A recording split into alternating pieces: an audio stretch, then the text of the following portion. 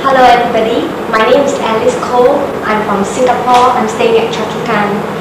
I'm very glad here to share some of my experience before I fall sick and after and what I am now.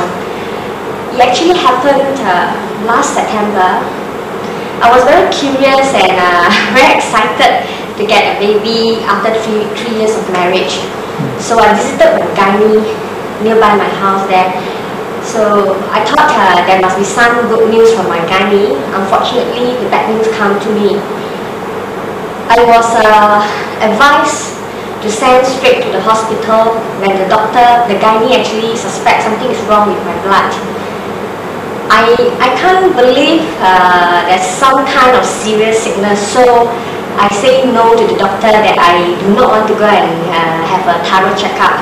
When my gynae look at me and say, no, Alice, this time is very serious. We need you to go to the hospital straight away. And it must be within 24 hours. I got worried, but still too stubborn to accept it. So on my way there to the hospital... Actually, what really happened to you? Okay, I actually felt recently very tired. Getting tired and weaker. And my purpose is not to check my health, but when I'm at the hospital at Mount Elizabeth, I was actually examined by one of the blood specialists in the hospital. I waited and waited for my report, but until late evening the report is still not out. So I realized there must be something very serious.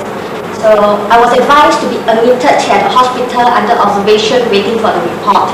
I was too stubborn and tell the professional, say, no, I'm not going to stay in the hospital. Let me go back. Don't worry, I come back tomorrow. Actually, I'm trying to lie to him. I do not want to go back. So he allowed me to go back home.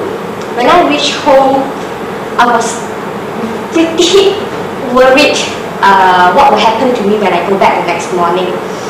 So I actually cleaned up the whole place, pack up my husband's wardrobe, iron the clothes for him, just because I'm scared. I'm very, very scared that I won't be able to come back tomorrow.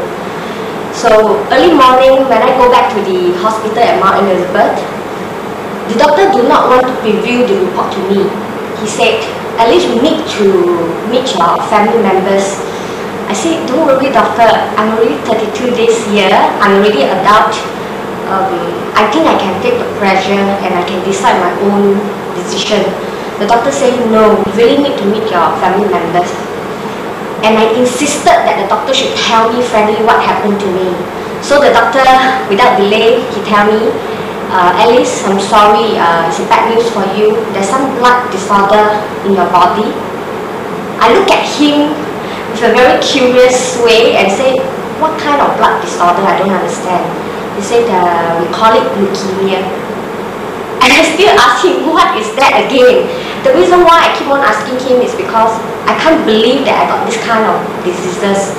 So straight away I called my husband to rush down to the hospital to receive the bad news. Both of us actually lost of words. We do not know what to do. And from the doctor's advice, there isn't any treatment at all. Even though we are able to get bone marrow transplant, the chances is only 1:20 million patients. So after operation, the survival chances is only 30%, and the lifetime is to live another 1 to 3 years. But I have to spend Sing dollar about 30,000 over dollar to do the operation. So I tell the doctor, say, I actually smile at him and say, no, I don't think I want to take up the challenge. The reason why it's only 30%, and it's not a treatment, it's just to risk my life to try my luck. So all around, I have not struck any lottery before, so I know I don't have any good luck. So I tell the doctor, no, I'm not going to try my luck this time. Please let me go home, do some happy things for my families and my husband. So the doctor, Professor Tan, actually wanted me to be admitted straight away. Still, I tell him no. I want to go back home. The doctor said no. You have to stay in. So I'm a very stubborn person. So I insisted for a hospital transfer. I don't want to stay in that. What's the condition about your sickness? Like the blood cell? Okay. When the doctor say in their history record, they have never seen white blood cell at 200,000 count. And normal healthy people is about only 4,000 plus and minus. So mine is 200,000. 200,000. Nobody can believe I'm still alive at that kind of reading. So when I request for a transfer, I told him a reason because I don't think I can afford to pay that much, and because it's a private hospital, it's very, very expensive. So when I requested for a transfer, early in the morning, 8 o'clock, they actually put me on the bed, pushed me straight to the operation room. During that time, I started to shiver. I started to get very, very scared. Very, very worried. I know this time I can't make it. The doctor actually wanted to confirm the disease, so they need to actually take out one of my bone marrow to do an experiment. So during that time, they actually did not take out one, they took out 3 from me without any injection. I'm lying down there for them to actually take out the bone marrow. I tell myself, this is the first and the last time. I'm not going to try it again. It's so terrible, it's so painful, it's so scary. So, sorry. After the operation, I was pushed back to my bedroom in the hospital. I was staying at ward 7. That moment onward, I can't move. I lie flat on the bed. I can't go to the washroom myself. I have to use the basin at the bed, when I need to pass out. I felt so terrible. I felt so useless. I felt so dead. I'm just dead during that time. I tell myself I wanted to go home. I'm not going to stay here. I don't want to go through any treatment. So every minute I see people coming to visit me. Every day around my bed, there's so many faces around me. It's just like telling me goodbye. During that time, I actually requested the nurse, please don't let so many people into my room. I can't take it anymore. In my room, there's cards and flowers from friends and relatives. It's like a flower shop. Until the nurses requested to be removed, it's too much. Just imagine every minute there's people visiting me. So I know that's it. So on the first day, second day, third day, my weight is actually 57 kg during that time, and it actually dropped down to 42 during that very day after the drip and the blood. They have to take out every day. My hair loss, my nails start to get very purplish, my lips start to crack. I got no strength to eat, I got no strength to talk, I got no strength to do anything, not even strength to think about anything. It's like breathless. I can't breathe anymore. So slowly on the 4th day, 5th day, 6th day, 7th day, 8th day, and I've been pestering the professor to release me because I'm not going to die in the hospital. I want to go back home and die on my pretty bed, my comfortable bed. So after persuading the doctor, saying yes, you may go home, but on one condition, I have to be on drip on my way home. I tell the doctor, no, I'm not going to hang the drip. On my way home, all my neighbors will be able to see me in such a terrible stage. So they allow me until I reach home, not allowed to see anybody except my mother-in-law. She actually take care of me, cook for me. Even though there's someone beside me to take care of me, but mentally no one can take care of. I'm already very stressful during the time. Even my neighbors, I dare not see them. I shut the door, I shut the windows. Even phone rings, I dare not pick up. I dare not speak to anybody about my sickness. I have friends 10 years back with lost contact from US, from a lot from Malaysia. You know, everybody rushed from their hometown to visit me at my place in Singapore. I felt so terrible. And I actually tell myself, it's really unfair for me. I still feel young at my age of 32. There's still so much thing that I have not done. That's my family planning. I wanted to have many babies actually. And I want to take care of my parents-in-law, my parents, and my 2 younger sisters. I just can't leave everybody.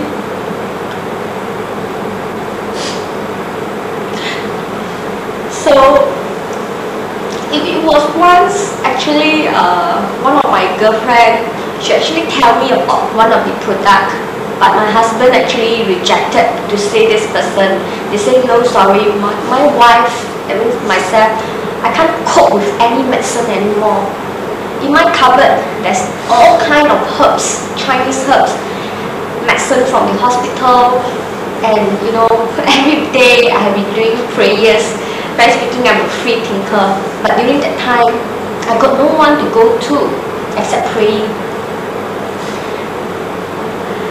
So I actually gave up day after day. I try not to show my sorrow to anyone else during that time. I try to keep myself calm, but when the lights is off, tears come down. Tell myself I have to be strong during that time, but God never helped me.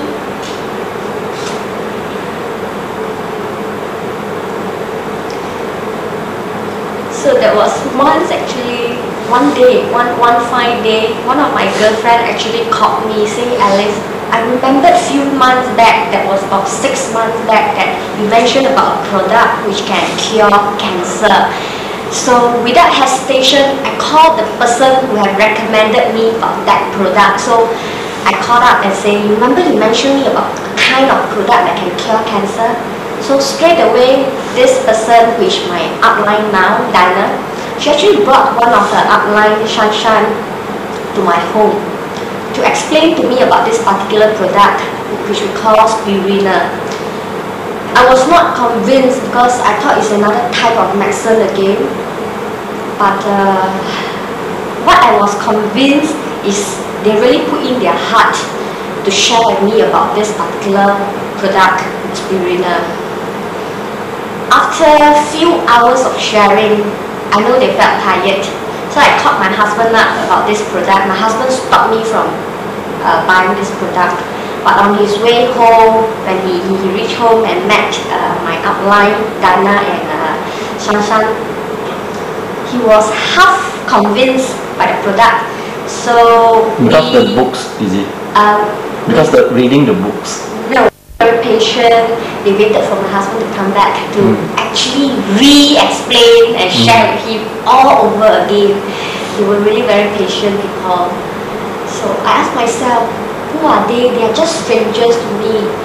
They are none, they are not related to me, none of my friends or relatives, but they really put in their heart and they are so patient to share with me about the product. That is what convinced me initially, not the product, but their heart. So during that time, we, after deep talk actually, then we purchased one bottle of spirulina that is 2005 tablets. After buying it, I did not start taking it. I actually put it at the cupboard there. So on the second day, when they actually follow up to call, hi Alice, have you actually started taking spirulina? I dare not tell them. I tell them yes. So after putting down the phone, then I start taking it. So on the first day, second day, I actually started taking 5 tablets a time. So 15 tablets a day. Unfortunately, on the second day and third day, my situation get terrible. My head is so pain, like bursting. My blood stain become more. The saliva that I actually throw out have more and more blood stain. My whole body is like ants biting.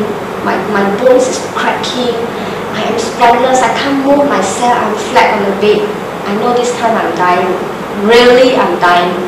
So I tolerated until my husband came back at night. He wanted to actually send me straight to the hospital, but I told him no, because I know same thing, if I go back to the hospital, I won't be able to be discharged. So I said, please let me die on my bed. I'm not going. So I tolerated until the next morning. When actually Shasha, they all called up to follow up. I told them I felt terrible. So they actually advised me to reduce the dosage.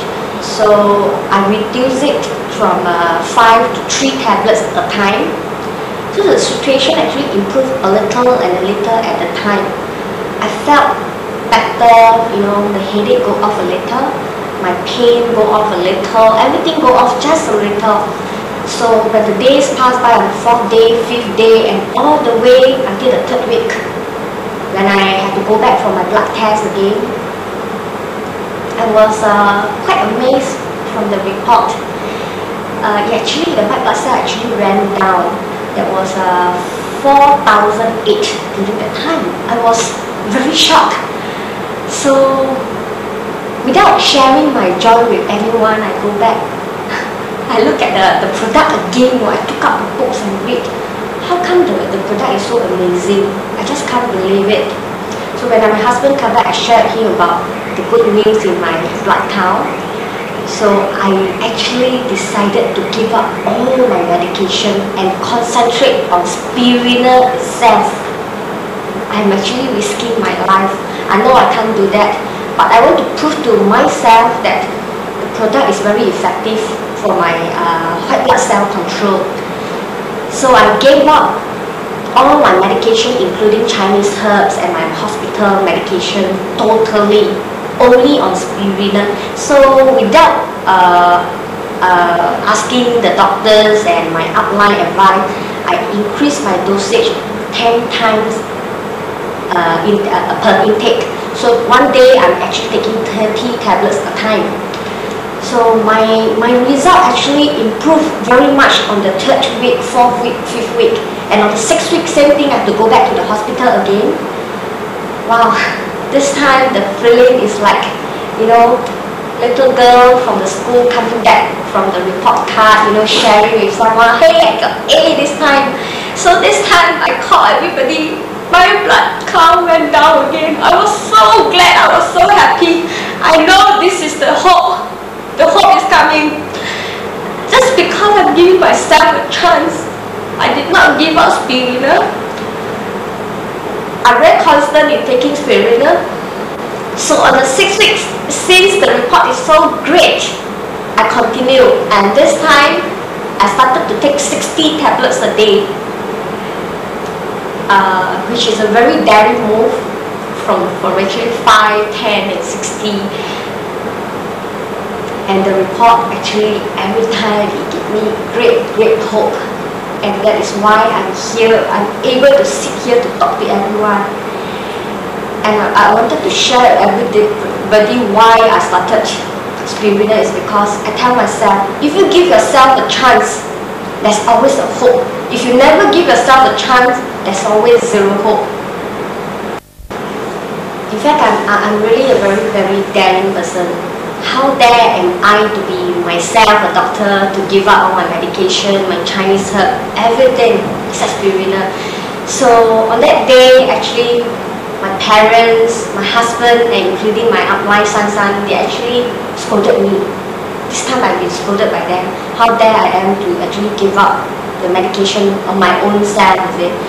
So after scolding, I actually take back my medication with spirulina. This time it worked even best. And with the help of our water, which I started drinking on the 2nd week, and until today, there's a great changes, not just my health, even my skin, my nails, the purplish color actually go off. My nails start to grow very naturally without cracking. My skin actually not that dry now, which you all can see. And I got no problem putting on makeup now, which I had problem during that time where I'm under medication. So especially it's the spirulina and BioPure water really help you a lot. Spirulina, yes. So this is the show, and I would like to tell everyone who is listening to me now, give yourself a chance, because spinal spirulina, they are so natural, they are not a medication which I taught before.